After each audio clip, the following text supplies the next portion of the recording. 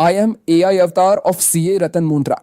The International Financial Services Centres Authority, commonly known as IFSCA, has directed India INX to conduct a detailed inspection in a recent compliance case. The inspection was initiated due to concerns related to global access mechanisms and possible violations of KYC norms. These issues mainly focus on whether proper customer verification procedures were followed before allowing access to financial services. KYC, or Know Your Customer compliance, is a critical requirement to ensure transparency and prevent misuse of financial platforms. After reviewing the case, authorities identified certain compliance gaps and irregularities in the process. As a result, a penalty of 1 lakh rupees has been imposed for the observed violations. This action highlights the importance of strict regulatory adherence in international financial service operations. To understand this case, we must first understand the regulatory framework applicable to IFSC brokers.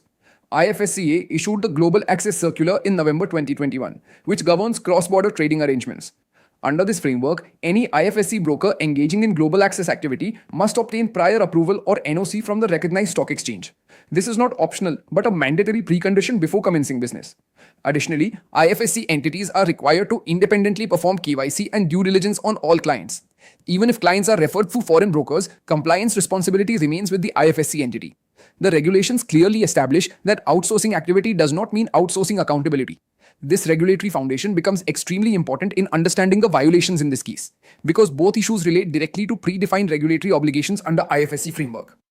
The first major violation identified by IFSCA relates to global access operations without proper approval. The inspection revealed that Bonanza Portfolio entered into a global access arrangement with a Mauritius-based broker on the 15th of April 2023.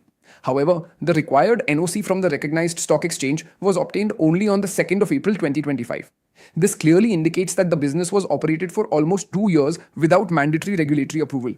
Under the Global Access Framework, NOC is a precondition and not a post-approval formality. This means the activity should not have started without obtaining prior clearance. Even though commercial agreement existed, regulatory approval was missing at the time of commencement. This gap formed the basis of the first violation in the enforcement order.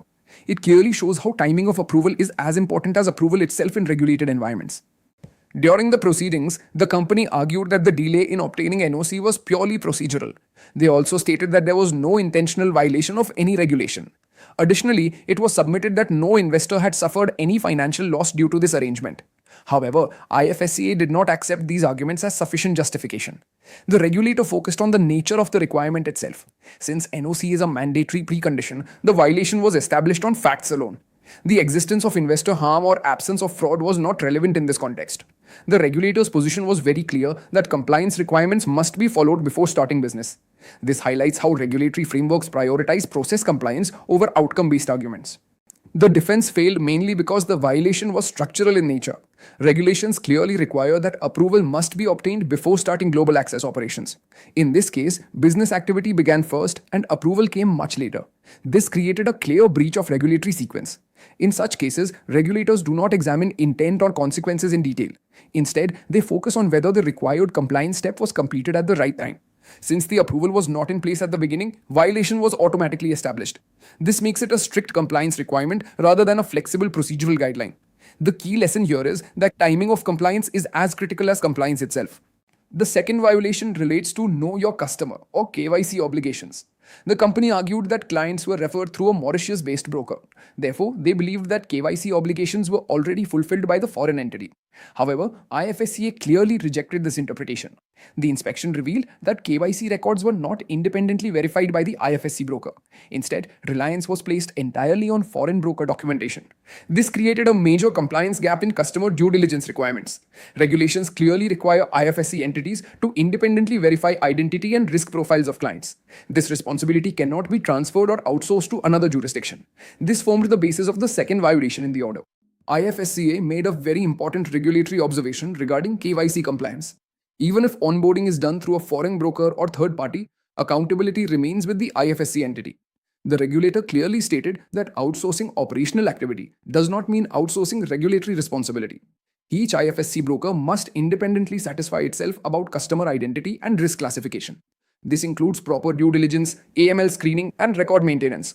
Foreign KYC documents may serve as reference but cannot replace independent compliance checks. The regulator emphasized that accountability always remains within the regulated jurisdiction.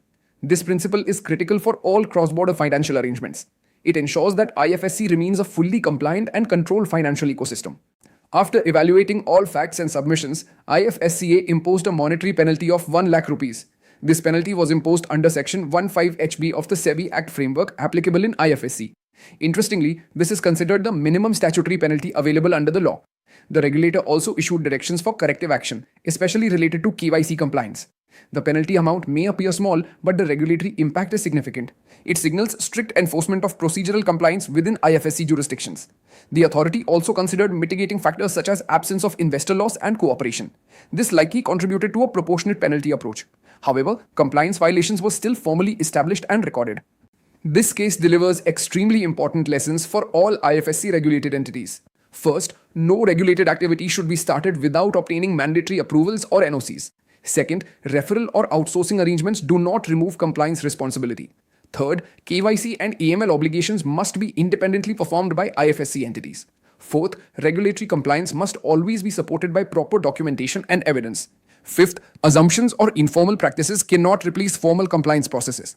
Regulators expect clear proof of approval, due diligence, and monitoring. This case highlights that compliance must be proactive and not reactive. Failure in basic compliance steps can lead to enforcement action even without fraud. In conclusion, the Bonanza Portfolio IFSC order is not just about a penalty of 1 lakh rupees. It is a clear reminder of how strict and structured IFSC compliance expectations are becoming. Regulators are focusing on process compliance, approvals, and documentation discipline. Even minor procedural lapses can lead to formal enforcement action. The most important takeaway is that compliance responsibility cannot be transferred to third parties. Every IFSC entity must build independent systems for approval tracking, KYC verification, and AML monitoring. Another key lesson is that documentation and evidence play a critical role in defending regulatory scrutiny. Ultimately, compliance must be embedded into business design itself, not treated as a post-process activity. Moon Says and Management Consultants LLP, a trusted partner for SEZ and IFSC excellence, a pioneer in establishing SEZ and IFSC units within GIFT City in India, delivering end-to-end IFSC setup, operational support, and handling compliances, risk management. Renowned for deep expertise in regulatory approvals, capital markets, fund management, insurance, finance company, foreign university, BATF, and ancillary regulations, and fintech. Expertise in customs clearance for aircraft and ship procurement, leasing, GST, DSPF, IFSCA, comprehensive support covering registration, reporting, and regulatory transitions, ensuring ring fencing, transparency, and global compliance standards. Join our network. Scan the QR codes below to stay connected with us.